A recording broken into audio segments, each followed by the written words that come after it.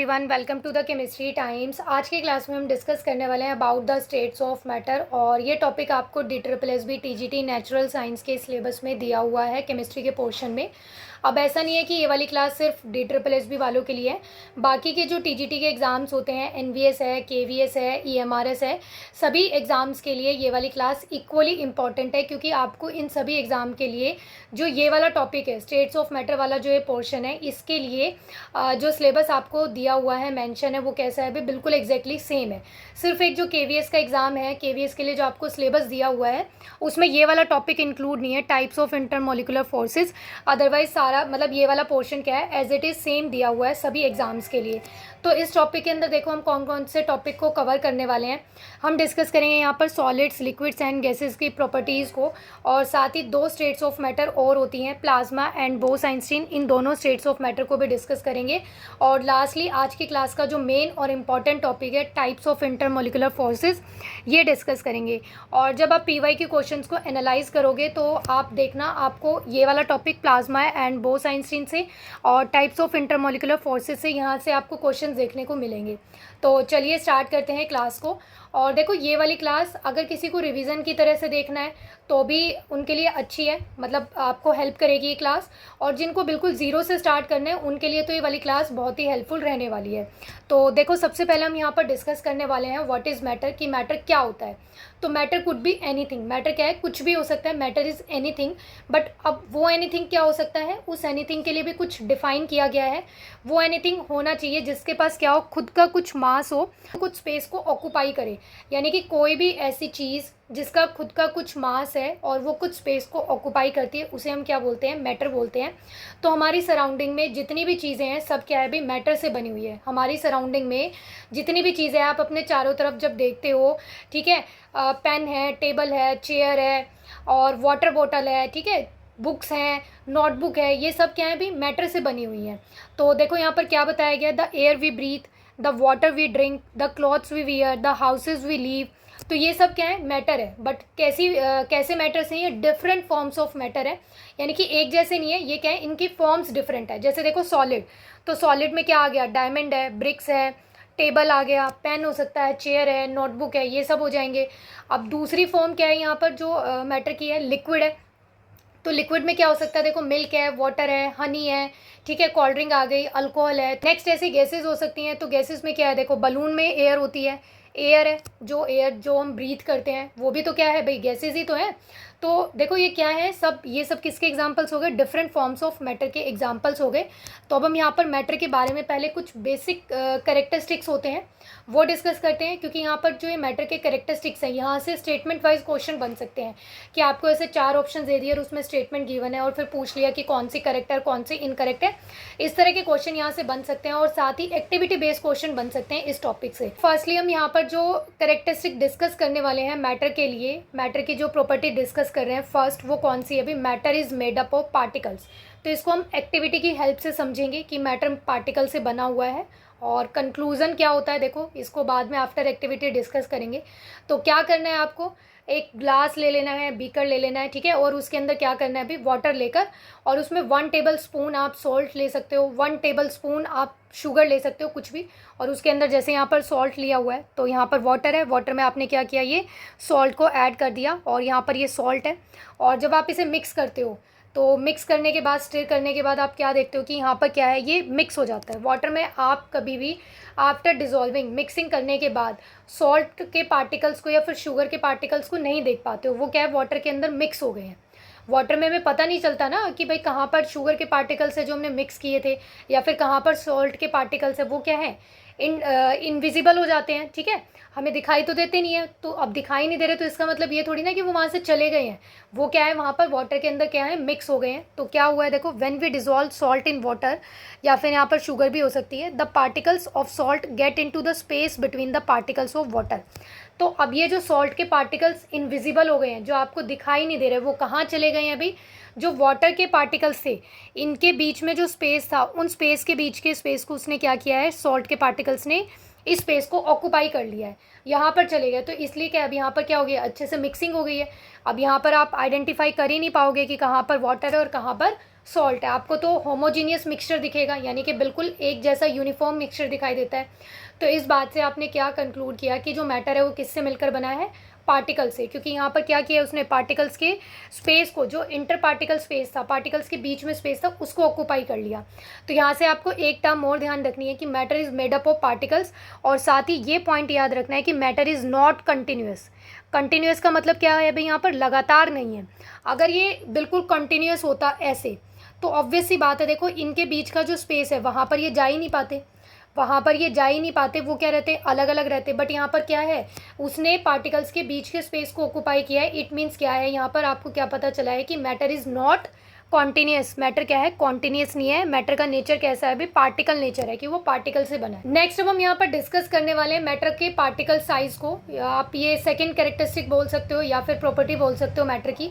तो ये वाली एक्टिविटी आपको एनसीईआरटी में एज इट इज़ दी हुई है। तो देखो क्या करना है इस एक्टिविटी में, यहाँ पर आपको एक बीकर लेना है, 100 ml क्या किया है यहाँ पर, वाटर ले लिया आपने बीकर में, और इसमें क्या करना है, बिल्कुल पिंच ऑफ पोटाशियम परमैंगनेट, ठीक है, KMnO4 के क्रिस्टल को डाल देना है। पिंच ऑफ KMnO4 को आपने क्या किया भाई, 100 ml वाटर के अंदर ऐड कर दिया।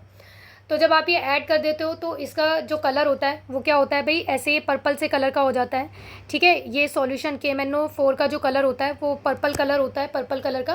तो यहाँ पर ये सॉल्यूशन का कलर ऐसा बन जाएगा। अब यहाँ पर ये जो वाटर है, वाटर कितना है, 100 ml है। फिर क्या करना है, आपको एक टेस्ट ट्यूब लेनी है। उस टेस्ट ट्यूब में 10 ml, ये जो यहाँ पर सॉल्यूशन बन गया है KMnO4 प्लस वाटर का, यहाँ पर ये जो सॉल्यूशन बना है इसका 10 ml लेना है उस टेस्ट ट्यूब में। और फिर नेक्स्ट एक बीकर लेना है, उस बीकर के अंदर आपको क्या करना है, सेकंड बीकर के अंदर 90 ml ऑफ वाटर लेना है। 90 ml ऑफ वाटर के अंदर इस बीकर से जो आपने 10 ml ऑफ सॉल्यूशन लिया था KMnO4 वाला, इसको इस बीकर के अंदर ऐड कर देना है। तो जब आप ये यहाँ पर ऐड करोगे तो 90 ml तो वाटर था, 10 ml क्या है यहाँ पर, ये वाला सॉल्यूशन है, तो टोटल कितना बन गया भाई, 100 ml बन गया। तो यहाँ पर इस बीकर में भी कितना हो गया भाई, 100 ml सॉल्यूशन हो गया। फिर नेक्स्ट क्या करना है आपको, अगेन इस वाले बीकर से क्या करना है, दोबारा से 10 ml एक टेस्ट ट्यूब में निकालना है, और दूसरे बीकर के अंदर फिर से 90 ml वाटर लेना है, और 90 ml के अंदर ये जो 10 ml आपने यहाँ से निकाला था अलग से, इसको यहाँ पर ऐड कर देना है। तो 90 + 10 अगेन ये क्या बन गया, 100 ml का सॉल्यूशन बन गया। फिर से क्या करना है, एक को टेस्ट ट्यूब लेनी है, फिर से टेस्ट ट्यूब के अंदर यहाँ से इस वाले बीकर से 10 ml ये KMnO4 वाला सॉल्यूशन लेना है, और नेक्स्ट फिर आपको 90 ml क्लियर वाटर लेना है, और उस क्लियर वाटर के अंदर क्या करना है भाई, ये 10 ml को ऐड कर देना है। तो यहाँ पर जब आप ऐड करोगे तो ये अगेन क्या बन गया, 100 ml का सॉल्यूशन बन गया। तो अब हम ये कर क्या रहे हैं, बार बार क्यों 100 ml का ऐसे सॉल्यूशन प्रिपेयर कर रहे हैं, जब अगर हमें करना ही होता तो हम अलग अलग कर लेते। बट यहाँ पर हम क्या कंक्लूड करने की कोशिश कर रहे हैं, क्या समझने की कोशिश कर रहे हैं, पार्टिकल के साइज़ के बारे में। तो यहाँ से हमने क्या समझा कि जो KMnO4 का क्रिस्टल आपने यहाँ पर स्टार्टिंग में ऐड किया था, उसके पार्टिकल्स क्या हैं, बहुत ही टाइनी है, एक्सट्रीमली स्मॉल पार्टिकल्स हैं। जब आपने उसको यहाँ पर 100 ml में मिक्स किया, फिर उसके बाद इसका सिर्फ 10 ml पोर्शन लिया। ऐसा भी नहीं है कि आपने पूरे 100 ml को 100 ml में मिक्स कर दिया है, नहीं, आपने सिर्फ उसका एक स्मॉल सा पोर्शन लिया, उस स्मॉल से पोर्शन को आपने क्लियर वाटर में ऐड किया, तो भी उस सॉल्यूशन का कलर, जो क्लियर वाटर था उसका कलर चेंज हो रहा है। जैसे यहाँ पर डार्क पर्पल था तो यहाँ पर थोड़ा सा उससे क्या है, लाइट हो जाएगा। फिर अगेन यहाँ पर आपने सेम प्रोसेस किया था, तो यहाँ पर ये जो सॉल्यूशन मिलेगा आपको 10 ml क्लियर वाटर में ऐड करने के बाद, इसका कलर थोड़ा सा और लाइट हो जाएगा। अगेन फिर आप ये वाला जब आप करोगे ऐड इसके अंदर, तो यहाँ पर अगेन फिर क्या है, क्लियर वाटर के अंदर जब ये ऐड करते हो तो इसका कलर जो है वो और लाइट हो जाता है, फेड हो जाता है। तो यहाँ से क्या पता चल रहा है कि KMnO4 के यहाँ पर जो पार्टिकल्स हैं, यानी कि इस मैटर के पार्टिकल्स इतने स्मॉल हैं, जो डिवाइड करने के बाद भी क्या है, मतलब डिवाइड होते जा रहे हैं, यानी कि आपको यहाँ पे इस बीकर के अंदर भी देखने को मिल रहे हैं। आपने ऐड किया था देखो यहाँ पर, और यहाँ पर 4th और 5th बीकर तक भी आपको देखने को मिल रहे हैं। तो इससे हमें क्या पता चला कि जो मैटर होते हैं, मैटर के पार्टिकल्स कैसे होते हैं, एक्सट्रीमली स्मॉल साइज़ के होते हैं। तो ये वाली एक्टिविटी से हमने क्या कंक्लूड किया कि this shows matter is made up of tiny particle. Next अब हम यहाँ पर डिस्कस करने वाले हैं, मैटर जो होता है उसके जो पार्टिकल्स है वो कंटिन्यूसली क्या है, मोशन में, कंटिन्यूसली मूव कर रहे हैं। तो देखो इसको हम एक बहुत ही सिंपल एग्जांपल से समझ सकते हैं। देखो जैसे फॉर एग्जांपल जब फूड कुकिंग करते हैं, खाना बनाते हैं, तो जो खाने की स्मेल होती है वो किचन से रूम तक अपने आप चली जाती है। ऐसा तो नहीं होता ना कि हमें भेजनी पड़ती है कि भाई हम भेज रहे हैं कि भाई स्मेल जाओ रूम्स में जाओ, दूर तक पहुंच जाती है। तो वो क्या होता है, अपने आप जाती है। तो इससे क्या कंक्लूजन कर सकते हो, क्या कंक्लूड कर सकते हैं हम कि जो पार्टिकल्स हैं फूड के, स्मेल के जो पार्टिकल्स हैं वो क्या है भाई, अपने आप से ही मिक्स हो गए हैं, किसके साथ, एयर के साथ, और इस तरह से फिर हमें वो स्मेल पहुंच जाती है हमारे तक। और ऐसे ही हम एक और एग्जांपल देख सकते हैं, जो इंसेंस स्टिक होती है, यानी कि जो धूप बत्ती अगरबत्ती होती है, उसकी स्मेल भी क्या है, अपने आप दूर तक आपको क्या है, आप ऑब्जर्व कर पाते हो उसको। तो यहाँ से क्या पता चला है कि वो भी स्मेल वाले जो पार्टिकल्स हैं वो क्या है, अपने आप ही एयर के अंदर मिक्स हुए हैं और मिक्स होकर आप तक पहुँच जाते हैं। तो यहाँ से क्या कंक्लूड किया हमने कि जो पार्टिकल्स होते हैं मैटर के, वो कंटिन्यूसली मूव करते हैं, मोशन में होते हैं। जैसे देखो ये एग्जांपल दिखाया हुआ है यहाँ पर, ये देखो ब्लैक कलर के अलग पार्टिकल्स हैं और ये ऑरेंज वाले अलग है। तो देखो इस तरह से अपने आप इंटरमिक्सिंग होती है, हमें दिखाई नहीं देता है। यहाँ पर देखो एक और एग्जाम्पल लिया हुआ है, ये क्लियर वाटर था, ये देखो एक क्लियर वाटर है, इसमें हमने क्या किया, यहाँ पर KMnO4 क्या किया है अभी, KMnO4 को ऐड कर दिया। तो जब आपने यहाँ पर KMnO4 को ऐड किया है तो देखो अपने आप ही वाटर का जो कलर है वो कैसा हो गया, अभी यहाँ पर पर्पल कलर का होता जा रहा है। तो इट मीन्स यहाँ पर क्या हो रहा है, मिक्सिंग हो रही है, इंटरमिक्सिंग हो रहा है पार्टिकल का। तो इस प्रोसेस को हम क्या बोलते हैं, डिफ्यूज़न बोलते हैं। तो ये प्रोसेस हम नेक्स्ट किसी और पार्ट में अच्छे से डिस्कस करेंगे, क्योंकि जो स्टेट्स ऑफ मैटर कैसे इंटर कन्वर्टिबल होती है उस टॉपिक पे भी हम एक वीडियो बनाएंगे, तो वहाँ पर हम अच्छे से डिस्कस करेंगे डिफ्यूज़न प्रोसेस को।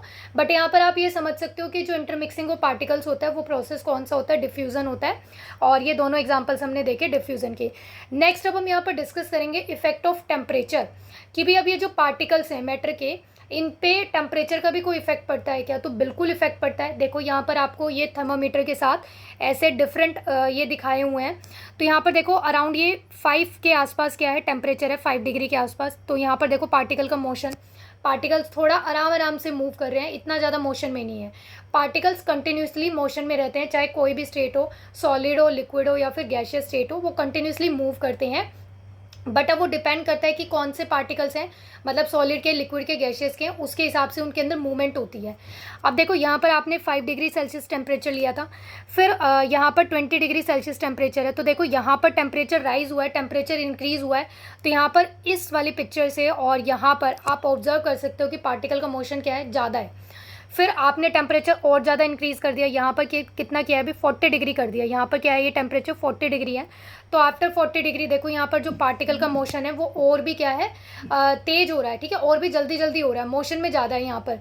तो यहाँ से क्लियर है ये वाला पॉइंट कि टेम्परेचर का भी इफेक्ट होता है पार्टिकल के मोशन पे। और इसे देखो यहाँ पर इसकी हेल्प से भी समझ सकते हैं। ये पार्टिकल्स देखो आपको सॉलिड के दिखाए हुए हैं, वाइब्रेट हो रहे हैं, जो इवन व्हेन कोल्ड, यानी कि कोल्ड में भी ये इस तरह से वाइब्रेट हो रहे हैं। जैसा अभी मैंने बताया कि सॉलिड हो, लिक्विड हो, गैशियस हो, कोई भी स्टेट हो, पार्टिकल्स हमेशा क्या रहते हैं, वाइब्रेट होते रहते हैं, मोशन में रहते हैं। अब यहाँ पर देखो जब आपने बहुत ज़्यादा हाई टेम्परेचर कर दिया तो इनकी जो वाइब्रेशन है वो क्या हो जाती है, फास्ट हो जाती है and takes up more room. और उनको जब इनकी जो मूवमेंट है वो फास्ट हो गई है, वाइब्रेट ज़्यादा एकदम से फास्ट हो रहे हैं, तो इसका मतलब इन्हें स्पेस भी क्या है, ज़्यादा चाहिए। देखो यहाँ पर ये आराम आराम से मूव कर रहे हैं, तो इन्होंने सिर्फ इतना सा स्पेस ऑक्यूपाई किया है। यही पार्टिकल्स है, यहाँ पर टेम्परेचर इंक्रीज़ हो गया तो इनकी जो मूवमेंट है वो फास्टर हो गई है, तेज़ तेज़ होने लग गई है, और तेज़ हो रही है, फास्ट हो रही है, तो इनको रूम टू एक्सपेंड, यानी कि रूम का मतलब क्या है, इनको स्पेस भी ज़्यादा चाहिए अपने एक्सपेंशन करने के लिए, एक्सपेंड होने के लिए। But the particles themselves are still the same size, लेकिन साइज़ पे कोई फ़र्क नहीं पड़ता है। ऐसा नहीं है कि आपने टेम्परेचर दिया तो इनके पार्टिकल का साइज़ बढ़ गया है या कम हो गया है, नहीं, पार्टिकल का साइज़ वही रहता है, स्पेस बस ज़्यादा ऑक्यूपाई करना होता है उन्हें। उसका रीज़न क्या है, क्योंकि यहाँ पर जो पार्टिकल्स का मोशन है वो इंक्रीज़ हो जाता है। तो ये हो गया यहाँ पर इफेक्ट ऑफ टेम्परेचर। अब यहाँ पर हम कंक्लूड कर देते हैं सारे कैरेक्टरिस्टिक्स को जो भी हमने मैटर के डिस्कस किए हैं।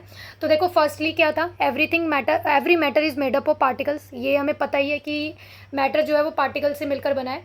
पार्टिकल्स जो होते हैं मैटर के वो वेरी स्मॉल इन साइज होते हैं। नेक्स्ट है पार्टिकल्स हैव एम्प्टी स्पेस, कि पार्टिकल्स के बीच में क्या होता है, किसी भी सब्सटेंस के पार्टिकल्स के बीच में क्या होता है, एम्प्टी स्पेस होता है, वैकेंट स्पेस होता है। उसी स्पेस को हम क्या बोलते हैं, इंटर पार्टिकल स्पेस। इंटर मतलब कि दो आपस में, ठीक है, इंटर का मतलब क्या होता है, आपस में, यानी कि जैसे एक पार्टिकल ये है और एक पार्टिकल ये है, तो इन दोनों पार्टिकल्स के बीच में, ठीक है। तो ये यहाँ पर जो स्पेस होता है उसे हम क्या बोल देते हैं, inter particle space. And particles are not stationary, ये अभी मैंने बताया आपको कि पार्टिकल्स स्टेशनरी नहीं होते, रेस्ट पे नहीं रहते हैं, वो क्या होते हैं, ऑलवेज इन मोशन, वो हमेशा ही मोशन में रहते हैं। अट्रैक्टिव फोर्सेस होते हैं, ये जो पार्टिकल्स हैं इनके बीच में क्या होता है, एक अट्रैक्टिव फोर्स होता है, उस फोर्स को हम क्या बोलते हैं, अभी इंटर पार्टिकल फोर्स बोलते हैं। एंड लास्ट प्रॉपर्टी क्या है अभी, the particle motion increases with rise in temperature. जैसे ही टेम्परेचर राइज होगा तो पार्टिकल का मोशन भी क्या हो जाता है, अभी इंक्रीज इंक्रीज़ हो जाता है। तो ये सब कुछ हमने डिस्कस कर लिया अबाउट द मैटर। अब जो फिजिकल क्लासिफिकेशन होती है मैटर की वो देखो 3 होती है अकॉर्डिंग टू देयर अरेंजमेंट, कि पार्टिकल्स का अरेंजमेंट कैसा है, सॉलिड, लिक्विड और गैसियस स्टेट। तो देखो हम तीनों को यहाँ पर डिस्कस करने वाले हैं और ये टेबल की फॉर्म में डिस्कस करेंगे क्योंकि ये बहुत इजी है और आपने कई बार पहले पढ़ा हुआ है।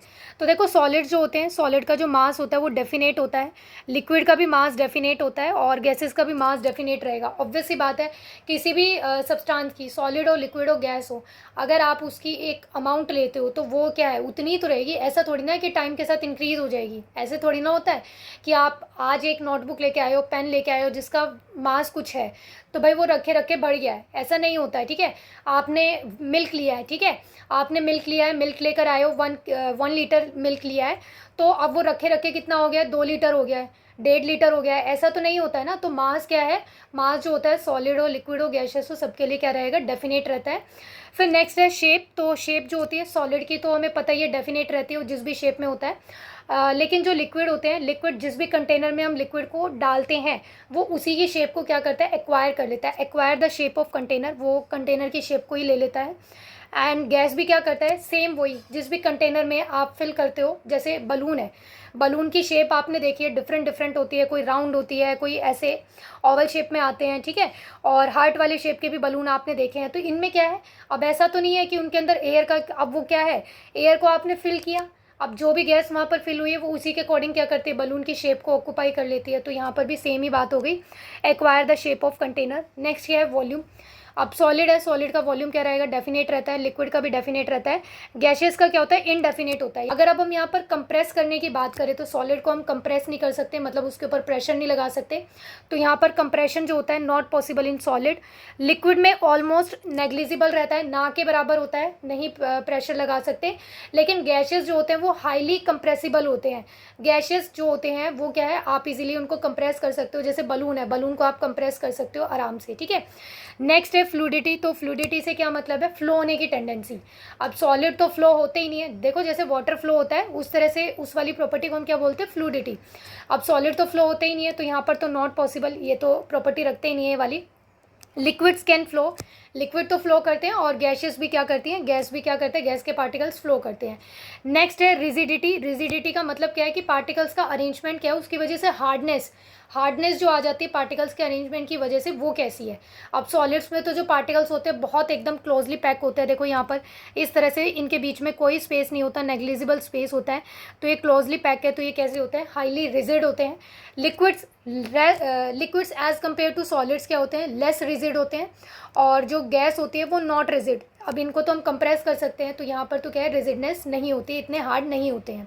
नेक्स्ट है डिफ्यूजन। देखो अभी डिस्कस किया था हमने, डिफ्यूजन क्या होता है, इंटरमिक्सिंग ऑफ पार्टिकल्स। तो सॉलिड के केस में या तो ये आपको ना के बराबर देखने को मिलेगा या फिर स्लो होती है प्रोसेस। लिक्विड्स कैसे होते हैं, फास्ट होती है यहाँ पर इंटरमिक्सिंग, जैसे वाटर और मिल्क को मिक्स किया आपने, ठीक है, वाटर और अल्कोहल को मिक्स करते हो, तो यहाँ पर क्या इंटरमिक्सिंग जो होती है वो इजीली हो सकती है, फास्ट हो सकती है। नेक्स्ट है गैसेस। तो गैसेस में भी जो पार्टिकल्स होते हैं वो इजीली मिक्स हो जाते हैं, तो यहाँ पर भी क्या है, ये वेरी फास्ट होती है डिफ्यूजन प्रोसेस। यहाँ से पूछे जा सकते हैं डिफ्यूजन, रिजिडिटी, फ्लूइडिटी। यहाँ से आपको जैसे कुछ एग्जांपल्स दे दिए कि आपके पास आइस है और कोई एयर का दे दिया, ठीक है, कोई हनी का एग्जांपल दे दिया, और फिर उसका ऑर्डर पूछ सकते हैं कि इनको एक ऑर्डर में लगाओ, तो यहाँ से क्वेश्चन पूछे जा सकते हैं। नेक्स्ट है स्पेस बिटवीन पार्टिकल्स। अब सॉलिड्स के जो पार्टिकल्स होते हैं वो तो क्या है, क्लोजली पैक होते हैं, तो यहाँ पर तो कोई स्पेस नहीं होता है, तो ये तो क्लोजली पैक होते हैं। इंटर पार्टिकल जो स्पेस होता है वो क्या होता है, नेग्लिजिबल होता है, ना के बराबर। यहाँ पर ये थोड़े से लेस क्लोजली पैक होते हैं, क्योंकि यहाँ पर जो पार्टिकल्स का स्पेस होता है थोड़ा सा एज़ कम्पेयर टू सॉलिड क्या होता है, बढ़ जाता है, गैसेस से कम रहता है बट सॉलिड से ज़्यादा होता है, तो यहाँ पर ये लेस क्लोजली पैक होते हैं, ये देखो ये दिखाया गया है। और जो गैसेस के पार्टिकल्स रहते हैं गैसेस स्टेट के, ये क्या होते हैं, लीस्ट क्लोजली पैक रहते हैं, ये रैंडमली कहीं पे भी कुछ भी कैसे भी अरेंजमेंट होता है इनका। फिर inter particle force of attraction. देखो यहाँ पर सॉलिड्स है तो सॉलिड्स के जो पार्टिकल्स होते हैं वो क्लोज होते हैं, क्लोज पैकिंग होती है, तो यहाँ पर फोर्स ऑफ अट्रैक्शन जो रहता है वो डेफिनेट रहता है।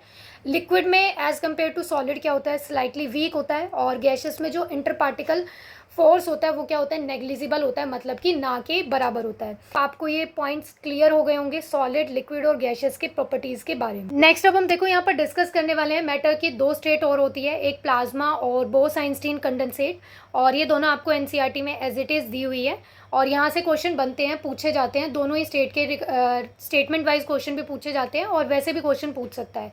तो फर्स्टली हम यहाँ पर डिस्कस करेंगे प्लाज्मा के बारे में कि प्लाज्मा क्या होता है। तो देखो क्या बताया गया है कि दीज स्टेट जो होती है, ये वाली state consist of super energetic and super excited particles. इनके पार्टिकल्स कैसे होते हैं? Super energetic, super excited. और ये पार्टिकल्स जो होते हैं कैसे होते हैं भाई? In the form of ionised gases. पहला पॉइंट याद रखना है, ये गैसेज होती हैं। सेकंड चीज़ याद रखनी है कि आयनाइज पार्टिकल्स होते हैं। कैसे एटम्स होते हैं, कैसे आयंस होते हैं भी गैसेज के? आयनाइज होते हैं। नेक्स्ट है fluorescent tube and neon sign bulbs, इसके एग्जांपल्स हैं। इन दोनों में क्या होता है? प्लाज्मा होता है। नियॉन साइन बल्ब होता है जो, उसमें नियॉन गैस होती है। फ्लोरोसेंट ट्यूब में हीलियम गैस होती है और कुछ दूसरी गैसेज होती हैं। अब होता क्या है, ये गैस के जो आयंस है ये आयनाइज हो जाते हैं। कब? जब वहाँ से इलेक्ट्रिकल एनर्जी को हम फ्लो कराते हैं तो ये वाले जो आयंस है गैस के, ये क्या हो जाते हैं अभी? आयनाइज हो जाते हैं। एंड दिस चार्जिंग अप, ये जो चार्जिंग अप हो गया है भाई, यहाँ पर क्या हुआ है? ये चार्ज हुए हैं ना, तो चार्ज होने पर क्या होता है? ये एक प्लाज्मा क्रिएट करते हैं। प्लाज्मा क्या है? यहाँ पर एक ग्लोइंग, मतलब कुछ ग्लो करता है, उसी ग्लोइंग स्टेट को हम क्या बोल रहे हैं? प्लाज्मा बोल रहे हैं। तो plasma glowing inside the bulb और ट्यूब। और ये जो प्लाज्मा ग्लो कर रहा है एक स्पेशल कलर शो करता है आपको। तो यहाँ पर क्या बताया गया है? देखो, the plasma glows with a special colour depending on the nature of gas. अब आपने गैस कौन सी लिए उसके ऊपर डिपेंड करता है कि वो कौन से कलर को शो करेगा, कौन से कलर से प्लाज्मा ग्लो करेगा। और एग्जांपल्स बताए गए हैं देखो प्लाज्मा के आपको। Sun and stars glow because of the presence of plasma in them. जो सन है और जो स्टार्स है ये ग्लो करने का रीज़न क्या बताया गया है कि इनमें क्या होता है? प्लाज्मा स्टेट ऑफ मैटर होती है। And the plasma is created in stars because of very high temperature. तो ये भी ध्यान रखना है कि प्लाज्मा कब क्रिएट होता है? जब टेम्परेचर क्या होता है? बहुत ही हाई होता है। तो it is all about the plasma state of matter. Next अब हम यहाँ पर डिस्कस करने वाले हैं बोस आइंस्टीन कंडेंसेट। इसमें देखो क्या बताया गया है, ये किसने बताया था? ये सत्येंद्र नाथ बोस ने बताया था और फिफ्थ स्टेट ऑफ मैटर बोला जाता है इसे। और यहाँ पर क्या बताया गया है देखो, जो बोस आइंस्टीन कंडेंसेशन स्टेट होती है ये कैसे बनती है? This is form by cooling a gas off extremely low density. ये कैसे बनेगी भाई? जब आप बिल्कुल ही लो डेंसिटी पे किसी गैस को क्या करते हो? कूल करते हो। About 100,000 the density of normal air, यानी कि नॉर्मल एयर से 1000 और 100 टाइम डेंसिटी क्या होनी चाहिए? उसकी कम होनी चाहिए। टू सुपर लो टेम्परेचर, और बहुत ही एक्सट्रीम लो टेम्परेचर आपको लेना है। तो ये क्या बन जाता है अभी? आपको कौन सी स्टेट ऑफ मैटर मिल जाती है? Bose Einstein condensate of matter मिल जाता है। यहाँ तक हमने डिस्कस कर लिया सॉलिड, लिक्विड, गैस और जो बाकी दो स्टेट ऑफ मैटर और होती है उन सब के बारे में। अब ये इंटरकन्वर्टिबल कैसे होती है, जो फिनोमिनाज होते हैं इनके रिगार्डिंग, इवोपरेशन क्या है, सब्लिमेशन क्या है, ये सारे प्रोसेस को हम किसी और पार्ट में डिस्कस करेंगे। अब हम आज की क्लास में डिस्कस करने वाले हैं इंटरमॉलिक्यूलर फोर्सेस। अब इंटरमॉलिक्यूलर फोर्सेस का मतलब क्या होता है सबसे पहले ये समझते हैं, फिर इसके टाइप्स को डिस्कस करेंगे। तो इंटर का मतलब क्या होता है? यानी कि आपस में, जैसे दो पार्टिकल्स है, एक ए पार्टिकल है और एक दूसरा बी पार्टिकल्स है, तो यानी कि आपस में जो इनके बीच में फोर्स ऑफ अट्रैक्शन है दैट इज इंटरमॉलिक्यूलर फोर्सेस। तो कैसे डिफाइन कर सकते हैं इसको? देखो, intermolecular forces are attractive and repulsive forces. ये अट्रैक्टिव भी हो सकते हैं, रिपल्सिव भी हो सकते हैं। Atoms and groups of atoms और आयंस के बीच में। और ये कहाँ पर होते हैं? In separate molecules. एक बात यहाँ पर ध्यान रखनी है आपको, ये एटम्स के बीच में नहीं होते। कब होते हैं? ये मॉलिक्यूल्स के बीच में होते हैं, ठीक है। जो बॉन्डिंग होती है ना, कोवलेंट बॉन्डिंग, आयनिक बॉन्डिंग, उनसे कन्फ्यूजन नहीं करना है इनको। कि जैसे फॉर एग्जाम्पल यहाँ पर आपने लिया NaCl, तो NaCl कैसे बना है? यहाँ पर Na पॉजिटिव Cl नेगेटिव से। तो ये जो यहाँ पर आयंस बने, इन आयंस के बीच में जो फोर्स ऑफ अट्रैक्शन है ये अलग टाइप की अट्रैक्शन है। यहाँ पर ये कौन सी है? बॉन्डिंग बना रही है। ये इन आयंस को क्या कर रही है? बॉन्ड करके रख रही है।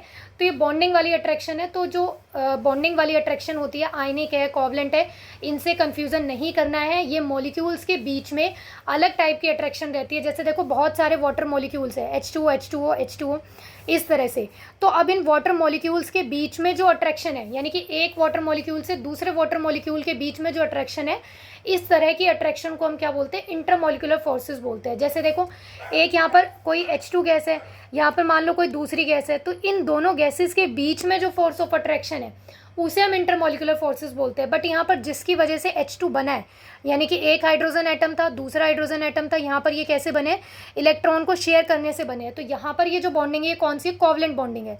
तो ये बॉन्डिंग डिफरेंट है कि मॉलिक्यूल कैसे बना है। बट मॉलिक्यूल्स के बीच में फोर्स ऑफ अट्रैक्शन या फिर रिपल्शन कौन सा है, वो क्या होता है, इंटरमोलिकुलर फोर्सेज होता है। तो आई होप ये आपको क्लियर हो गया होगा कि बॉन्डिंग वाले इनसे आपको कन्फ्यूज़न नहीं क्रिएट करना है। तो देखो अब यहाँ पर टाइप्स की बात करते हैं। अभी बताया कि ये कैसे हो सकते हैं, ये सब्सटेंसेस के बीच में होते हैं। अब जो ये सब्सटेंसेस है गैसियस, लिक्विड और सॉलिड किसी भी स्टेट में हो सकते हैं। और जो यहाँ पर हम पढ़ेंगे, देखो different types of intermolecular forces को पढ़ेंगे। इनमें हम जनरली कौन सी पढ़ेंगे, अट्रैक्टिव को डिस्कस करेंगे। तो जो आज की क्लास में हम मॉलिकुलर फोर्स ऑफ अट्रैक्शन को डिस्कस करने वाले हैं वो कौन सी है भी, अट्रैक्टिव फोर्स ऑफ को ही है। होती रिपल्सिव फोर्स भी है बट हम पढ़ते कौन सी है, अट्रैक्टिव वाली को ही पढ़ते हैं। तो यहाँ पर देखो टाइप्स में क्या क्या बताया गया आपको कि डाइपोल डाइपोल इंटरेक्शन होती है, डाइपोल इंड्यूस डाइपोल इंटरेक्शन होती है, डिस्पर्जन फोर्सेज होती हैं। अभी नाम से ऐसे लग रहा होगा कि पता नहीं क्या है ये, बट अभी हम डिस्कस करेंगे वन बाय वन। तो ये जो तीनों टाइप की इंटरेक्शन है, ये जो फोर्सेज है, इन्हें हम कलेक्टिवली क्या बोलते हैं, वंडरवॉल फोर्सेज बोलते हैं। क्या बोलते हैं अभी, वंडरवॉल फोर्सेज होते हैं। बट इनके अलावा और भी इंटरेक्शंस होती हैं। कौन कौन सी, आयन डाइपोल है, आयन इंड्यूस्ड डाइपोल फोर्सेज हैं, बट ये कौन सी है, वंडरवॉल फोर्सेज नहीं होती हैं। ठीक है, तो वंडरवॉल फोर्सेज के टाइप्स पूछे जाए कौन कौन सी होती है, तो कौन कौन सी होती है, dipole dipole, dipole induced dipole and dispersion forces. Okay, अब नेक्स्ट देखो यहाँ पर डाइपोल डाइपोल की एक स्पेशल टाइप ऑफ इंटरेक्शन भी होती है। कौन सी भाई, हाइड्रोजन बॉन्डिंग, यानी कि डाइपोल डाइपोल टाइप का ही एक सब टाइप है। कौन सा भाई, हाइड्रोजन बॉन्डिंग है। और ये जो हाइड्रोजन बॉन्डिंग होती है लिमिटेड नंबर ऑफ एलिमेंट्स के साथ ही पॉसिबल होती है। सारे एलिमेंट्स हाइड्रोजन बॉन्डिंग शो नहीं कर सकते हैं। जब हम इनको वन बाय वन डिस्कस करेंगे तब अच्छे से डिटेल में समझेंगे। तो अभी जितने भी टाइप्स की हमने यहाँ पर इंटरमोलिकुलर फोर्सेस को डिस्कस किया है, नाम देखे हैं कि कितने टाइप के होते हैं, इनको वन बाय वन डिस्कस करते हैं। तो देखो फर्स्टली हम डिस्कस करने वाले हैं डाइपोल डाइपोल इंटरेक्शन। अब सबसे पहले नाम का मतलब समझना है आपको, डाइपोल डाइपोल। अब ये डाइपोल होता क्या है, देखो डाइपोल क्या होता है, जैसे फॉर एग्जांपल आपके पास क्या है, HCl मॉलिक्यूल है, एक कंपाउंड है, क्या है भाई, HCl मॉलिक्यूल है। अब यहाँ पर हमें पता है कि हाइड्रोजन और क्लोरीन दोनों की इलेक्ट्रोनेगेटिविटी में क्या होता है, डिफरेंस होता है। Chlorine is more electronegative element as compared to hydrogen. तो यहाँ पर इसके ऊपर क्या होता है, स्लाइटली नेगेटिव चार्ज, और यहाँ पर क्या होता है, इसके ऊपर स्लाइटली पॉजिटिव चार्ज। अब यहाँ पर सिर्फ ये इलेक्ट्रॉन डेंसिटी का खेल है, ऐसा नहीं है कि इस ये नेगेटिव एलिमेंट है ये वो है। यहाँ पर क्या है, जो इन्होंने अपने इलेक्ट्रॉन शेयर किए हैं ना, अब क्लोरीन क्या है यहाँ पर ज़्यादा पावरफुल है, तो ज़्यादा पावरफुल होने की वजह से ये क्या करता है, ये जो इन्होंने इलेक्ट्रॉन शेयर किए ना ये अपनी तरफ रखता है। होता है ना ऐसे कि जो ज़्यादा पावरफुल होता है या जिसकी चलती है वो अपने कॉन्ट्रीब्यूशन को ज़्यादा रखता है कि भाई मेरे पास रहेगा। तो सेम एज इट इज़ यहाँ पर जो इलेक्ट्रॉन क्लाउड है शेयरिंग का, वो टुवर्ड्स क्या होता है, क्लोरीन की तरफ ज़्यादा होता है। तो अगर वो क्लोरीन की तरफ ज़्यादा है इट मीन्स यहाँ पर क्या है, स्लाइटली नेगेटिव आ जाएगा। हाइड्रोजन वाला भी थोड़ा सा क्लोरीन की तरफ ही झुका हुआ है, तो मतलब यहाँ पर कमी है, तो यहाँ पर क्या है, स्लाइटली पॉजिटिव चार्ज आ जाएगा। तो अब देखो यहाँ पर इन्हीं अपोजिट चार्जेस के क्रिएट होने को हम क्या बोल देते हैं, डाइपोल। ये एक पोल बन गया, ये एक पोल बन गया, दो पोल बने हैं तो क्या बन गया, डाइपोल। तो ऐसे मॉलिक्यूल जिनमें क्या होता है, इलेक्ट्रोनेगेटिविटी डिफरेंस होता है, बेसिकली पोलर मॉलिक्यूल्स बोलते हैं। ऐसे मॉलिक्यूल्स को हम क्या बोलेंगे, पोलर मॉलिक्यूल्स। और ये कैसे बनते हैं, इलेक्ट्रोनेगेटिविटी डिफरेंस की वजह से ही बनते हैं। तो आई होप अब आपको ये नाम से ही क्लियर हो जाएगा कि डाइपोल डाइपोल इंटरेक्शन से क्या मतलब है। यानी कि ऐसे मॉलिक्यूल्स लेने हैं जो डाइपोल बनाते हैं। जैसे फॉर एग्जांपल देखो यहाँ पर HCl है, एक मॉलिक्यूल ये हो गया, एक ये दूसरा HCl मॉलिक्यूल है, ये थर्ड HCl मॉलिक्यूल है। अब हमने देखा है कि क्लोरीन पे स्लाइटली नेगेटिव चार्ज आ जाता है, हाइड्रोजन पे स्लाइटली पॉजिटिव चार्ज आ जाता है। तो जो दूसरा HCl मॉलिक्यूल है उसमें भी सेम यही होगा, हाइड्रोजन पे स्लाइटली पॉजिटिव चार्ज होगा, क्लोरीन पे स्लाइटली नेगेटिव चार्ज होगा।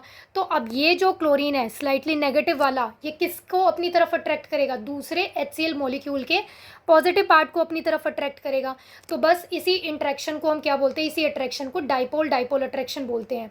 क्योंकि एक डाइपोल ये है और एक डाइपोल ये है, तो दोनों डाइपोल के बीच में अट्रैक्शन हो रही है, तो इसलिए क्या बन गया, ये डाइपोल डाइपोल अट्रैक्शन बन गई है। एक बार हम यहाँ पर रीडिंग लगा लेते हैं।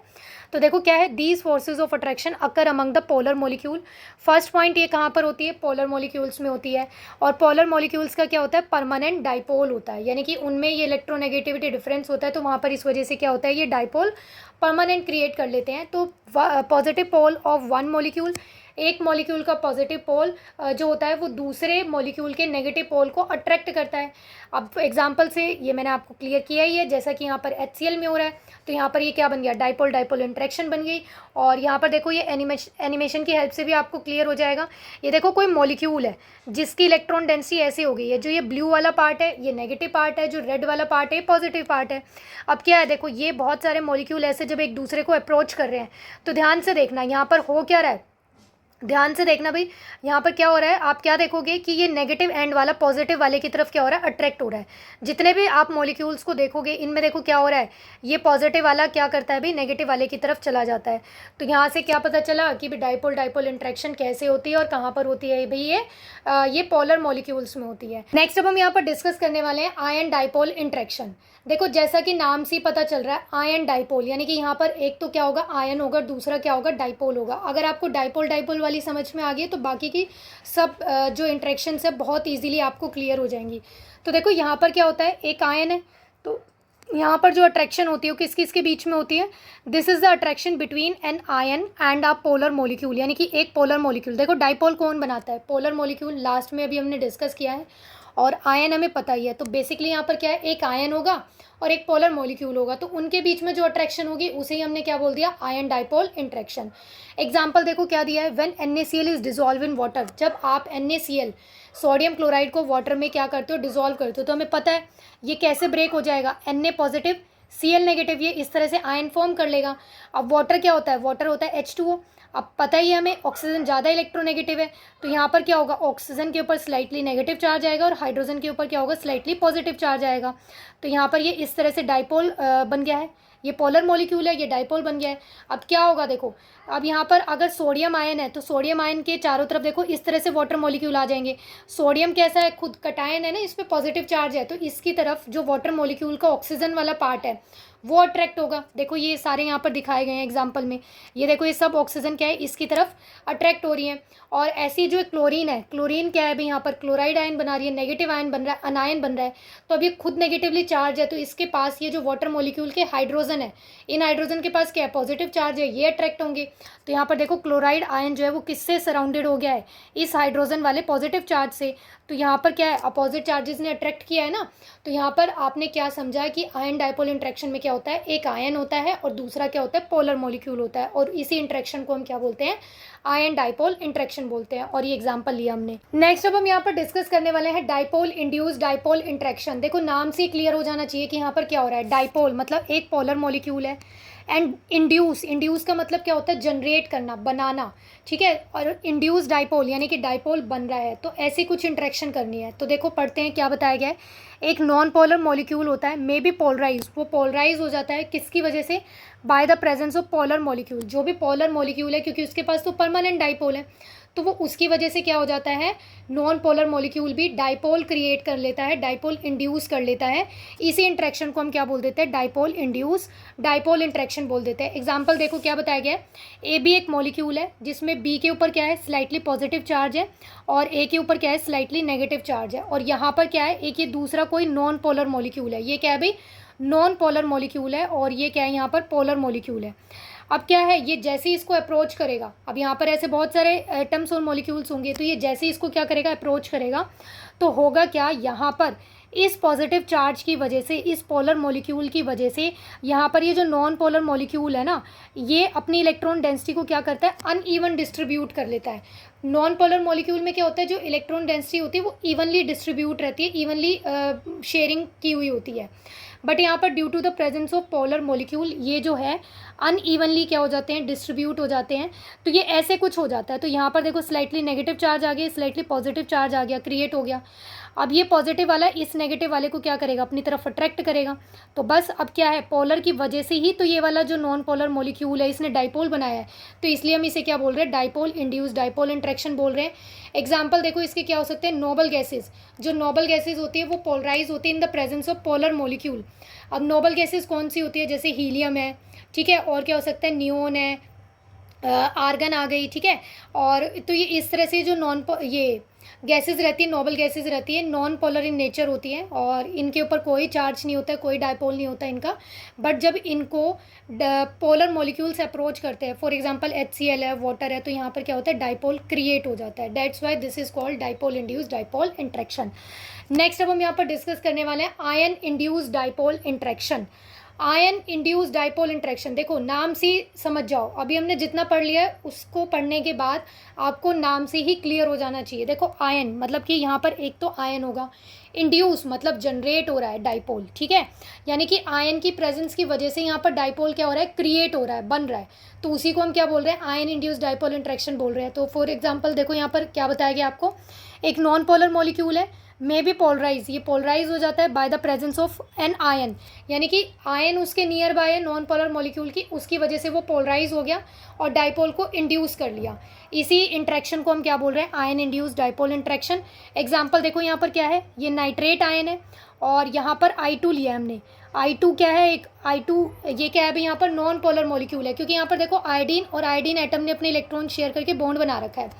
तो यहाँ पर इलेक्ट्रॉन डेंसिटी कैसी है, इवनली डिस्ट्रीब्यूट है, ठीक है। ऐसा तो कुछ है नहीं कि दोनों में से कौन ज़्यादा इलेक्ट्रोनेगेटिव है कौन नहीं, दोनों की सेम इलेक्ट्रोनेगेटिविटी होगी। तो यहाँ पर ये क्या होगा, ये जो I2 नॉन पोलर मॉलिक्यूल है, ये क्या होता है, इस आयन की प्रेजेंस की वजह से क्या करता है, डायपोल को क्रिएट कर लेता है, इंड्यूस कर लेता है। नाइट्रेट देखो क्या है, नेगेटिवली चार्ज आयन है, तो यहाँ पर ये इस तरह से इलेक्ट्रॉन डेंसिटी हो जाती है I2 मॉलिक्यूल की, कि एक साइड पे तो क्या हो जाता है, पॉजिटिव इलेक्ट्रॉन डेंसिटी आ जाती है और दूसरे एंड पे क्या होता है, नेगेटिव इलेक्ट्रॉन डेंसिटी आ जाती है। तो अब ये खुद नेगेटिव वाला है तो ये पॉजिटिव वाले पार्ट को अपनी तरफ अट्रैक्ट करेगा। तो अब जब इसने अट्रैक्शन शो की है तो ये कौन सी अट्रैक्शन है, आयन इंड्यूस्ड डायपोल इंट्रैक्शन है। और भी एग्जांपल्स हो सकते हैं यहाँ पर। नेक्स्ट है लंदन और डिस्पर्जन फोर्सेस, दोनों का एक ही मतलब है, लंदन फोर्सेस बोल दो, डिस्पर्जन फोर्सेस बोल दो, एक ही बात है। अब यहाँ पर क्या होता है, देखो जितने भी बाकी केसेस हमने डिस्कस किए हैं उसमें क्या होता था, एक पोलर मॉलिक्यूल होता था या फिर दोनों पोलर मॉलिक्यूल होते थे, बट यहाँ पर क्या है, दोनों ही नॉन पोलर मॉलिक्यूल होते हैं। तो देखो क्या होता है, at any instant of time the electron cloud of the molecule may be distorted so that an instantaneous dipole or momentary dipole for a short time के लिए बोल रखा है कि प्रोड्यूस होता है, in which one part of molecule is slightly more negative and than the rest। क्या बताया गया यहाँ पर, देखो कि नॉन पोलर मॉलिक्यूल्स होते हैं, वो नॉन पोलर मॉलिक्यूल्स क्या है भाई, नोबल गैसेस भी हो सकती हैं, O2 N2 ये, ठीक है, ये वाली गैसेस भी हो सकती हैं नॉन पोलर। अब यहाँ पर क्या है, देखो कैसे होता है, जैसे फॉर एग्जांपल आपके पास एक नॉन पोलर मॉलिक्यूल ये है और दूसरा नॉन पोलर मॉलिक्यूल ये है, ठीक है, ये नॉन पोलर मॉलिक्यूल है, अब ये ऐसे ही घूम रहे हैं, तो इंस्टेंट ऑफ टाइम के लिए ऐसा होगा कि इनका इलेक्ट्रॉन क्लाउड क्या हो जाता है, डिस्टॉर्ट हो जाता है। इनमें क्या है, नॉन पोलर मॉलिक्यूल्स में जो इलेक्ट्रॉन डेंसिटी होती है वो इवनली डिस्ट्रीब्यूट होती है, यानी कि इक्वल अमाउंट में हर जगह डिस्ट्रीब्यूट होती है, इक्वली शेयरिंग कर रखी है इन्होंने। बट इंस्टेंट ऑफ टाइम के लिए हम ऐसा कंसीडर कर लेते हैं कि क्या हुआ है, जो इलेक्ट्रॉन क्लाउड है वो क्या हो गया, डिस्टॉर्ट हो गया है। अब इलेक्ट्रॉन क्लाउड डिस्टॉर्ट होने का मतलब क्या है कि इन्होंने डिवीज़न कर लिया है, मतलब कि एक तरफ तो नेगेटिव क्लाउड चला गया है, नेगेटिव डेंसिटी चली गई और दूसरी तरफ पॉजिटिव चार्ज चला गया। तो सपोज़ यहाँ पर एक पार्टिकल का ये स्लाइटली नेगेटिव चार्ज आ गया, ये स्लाइटली पॉजिटिव चार्ज आ गया, इस तरह से इलेक्ट्रॉन डेंसिटी को इन्होंने डिस्ट्रीब्यूट कर लिया, डिस्टॉर्ट हो गया यहाँ पर मॉलिक्यूल। ऐसे सेम इसमें होगा, तो यहाँ पर क्या है, ये पॉजिटिव और ये नेगेटिव। तो अभी देखो दोनों नॉन पोलर मॉलिक्यूल में इस नॉन पोलर मॉलिक्यूल का नेगेटिव एंड अट्रैक्ट करेगा दूसरे नॉन पोलर मॉलिक्यूल के पॉजिटिव एंड को। तो यहाँ पर जो ये इंट्रैक्शन है, जो ये अट्रैक्शन है, दैट इज़ लंदन फोर्सेस या फिर डिस्पर्जन फोर्सेस। तो यहाँ पर जो डाइपोल्स बने हैं वो कैसे हैं, दोनों में ही इंड्यूस हुए हैं, दोनों ही डाइपोल कैसे हुए हैं, इंड्यूस हुए हैं। और ये डाइपोल कैसे हैं, मोमेंट्री है, यानी कि इंस्टेंट ऑफ टाइम के लिए हो रहा है नेबरिंग मॉलिक्यूल्स की वजह से, and these are then attracted to each other, फिर एक दूसरे को अट्रैक्ट करते हैं और ये इंड्यूस डाइपोल की वजह से यहाँ पर जो फोर्स ऑफ अट्रैक्शन बनी है that is called London dispersion forces. Next और ये लास्ट टाइप ऑफ इंट्रैक्शन है जो हम डिस्कस करने वाले हैं, दैट इज हाइड्रोजन बॉन्डिंग। और हाइड्रोजन बॉन्डिंग को मैंने स्टार्टिंग में बताया था कि it is a special type of dipole dipole interaction, ये डाइपोल डाइपोल अट्रैक्शन का ही एक स्पेशल टाइप है। तो यहाँ पर देखो क्या होता है, इंटरमोलिकुलर जो बॉन्ड होता है उसमें क्या होता है, एक एटम क्या होना चाहिए, हाइड्रोजन बॉन्ड होना चाहिए, यानी कि यहाँ पर जो इंट्रैक्शन होती है, जो बॉन्डिंग होती है उसमें एक hydrogen atom must be present, ये कंडीशन है। और दूसरा क्या बताया गया है कि यहाँ पर जो मॉलिक्यूल होता है उसमें एक हाइड्रोजन एटम जो है वो कोवलेंट बॉन्ड बनाना चाहिए, किसके साथ, हाईली इलेक्ट्रोनेगेटिव एलिमेंट के साथ। तो अब हाईली इलेक्ट्रोनेगेटिव एलिमेंट कौन से होते हैं जो आप हाइड्रोजन बॉन्डिंग में देखोगे, जो बनाते हैं कौन कौन से, ऑक्सीजन, नाइट्रोजन एंड फ्लोरीन। और भी इलेक्ट्रोनेगेटिव एलिमेंट होते हैं, बट यहाँ पर जो हाइड्रोजन बॉन्डिंग है वो किसके साथ ही ऑब्जर्व की जाती है, ऑक्सीजन, नाइट्रोजन एंड फ्लोरीन के साथ ही। And this type of intermolecular force can occur. अब यहाँ पर जो हाइड्रोजन और जो ये मॉलिक्यूल्स हैं इनके बीच में जो अट्रैक्शन बनेगी वो क्या है, हाइड्रोजन बॉन्डिंग है। और होता कैसे है देखो, फॉर एग्जांपल जैसे अमोनिया है, यहाँ पर क्या है, NH3 है। अब ये अमोनिया जो है दूसरे अमोनिया मॉलिक्यूल को, या फिर आप वाटर मॉलिक्यूल भी ले सकते हो, जैसे अब यहाँ पर ये NH3 मॉलिक्यूल है, तो यहाँ पर नाइट्रोजन के पास क्या है, ये क्या है, यहाँ पर नाइट्रोजन के ऊपर क्या आएगा, नाइट्रोजन इलेक्ट्रोनेगेटिव एलिमेंट है तो इसके ऊपर स्लाइटली नेगेटिव, और हाइड्रोजन क्या करेगा, पॉजिटिव डाइपोल बनाएगा, डाइपोल क्रिएट करेगा। तो यहाँ पर इस नाइट्रोजन के ऊपर भी क्या रहेगा, स्लाइटली नेगेटिव चार्ज, और हाइड्रोजन जो है ये स्लाइटली पॉजिटिव डाइपोल क्रिएट कर रहे होंगे। तो देखो यहाँ पर ये जो बॉन्डिंग बनी है, नाइट्रोजन ने जो हाइड्रोजन के साथ बॉन्डिंग बनाई है, ये तो इलेक्ट्रॉन शेयरिंग करने से बनी है, तो डेट इज कोवलेंट बॉन्ड। ये कौन से, कोवलेंट बॉन्ड। इसलिए मैंने स्टार्टिंग में बोला था कि बॉन्डिंग वाली जो इंटरेक्शन होती है they are different from these type of interaction. ये मॉलिक्यूल्स के बीच में इंटरेक्शन है। तो एक जो अमोनिया मॉलिक्यूल है दूसरे अमोनिया मॉलिक्यूल को जो अट्रैक्ट करता है, अब यहाँ पर अट्रैक्ट करने के लिए भी कंडीशन दी हुई है कि एक मॉलिक्यूल का हाइड्रोजन होना चाहिए और दूसरे मॉलिक्यूल के इलेक्ट्रोनेगेटिव एटम्स होने चाहिए। कौन कौन से हो सकते हैं, ऑक्सीजन, नाइट्रोजन एंड फ्लोरीन।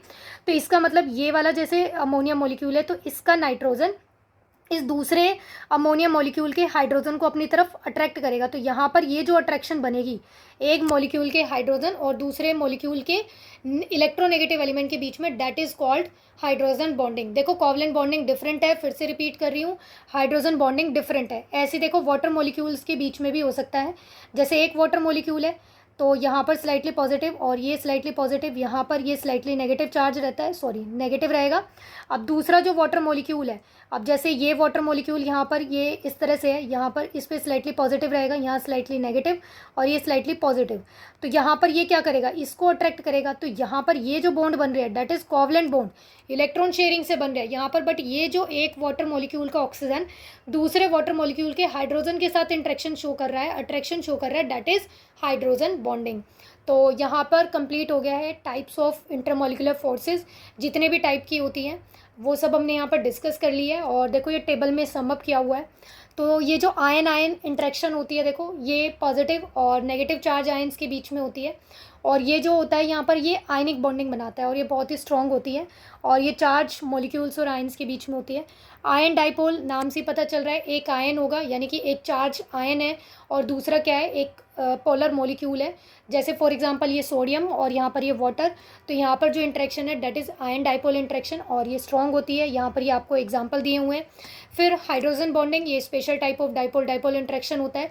एक वाटर मॉलिक्यूल दूसरे वाटर मॉलिक्यूल के साथ जो बॉन्डिंग बना रहा है, हाइड्रोजन और दूसरे मॉलिक्यूल के इलेक्ट्रोनेगेटिव एलिमेंट के साथ इंटरेक्शन हो रही है, दैट इज़ हाइड्रोजन बॉन्डिंग। ये एग्जाम्पल्स दिए हुए हैं और ये इंटरेक्शन का नेचर कैसा होता है, मीडियम टाइप का होता है।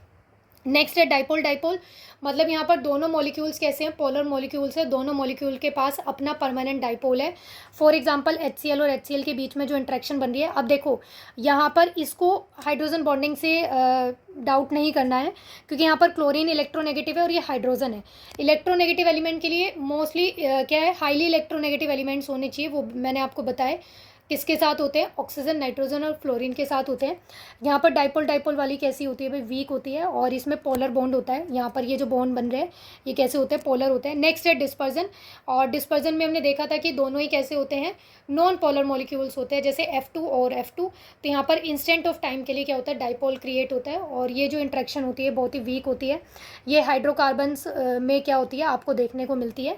तो ये पूरा टेबल की फॉर्म में यहाँ पर देखो समअप किया हुआ है। लास्ट टॉपिक डिस्कस करने वाले हैं, दैट इज थर्मल एनर्जी और इंटरमॉलिक्यूलर फोर्स और थर्मल एनर्जी का क्या रोल होता है, ये आपस में कैसे कोरिलेट करती है, ये इंपॉर्टेंट है। मतलब ये इंटरमॉलिक्यूलर फोर्सेस ऐसे ही नहीं होते हैं, ये किसी भी सब्सटेंस की, किसी भी मैटर की स्टेट को पता करने में कि वो कौन सी स्टेट में एग्जिस्ट करेगा इंपॉर्टेंट रोल प्ले करती है।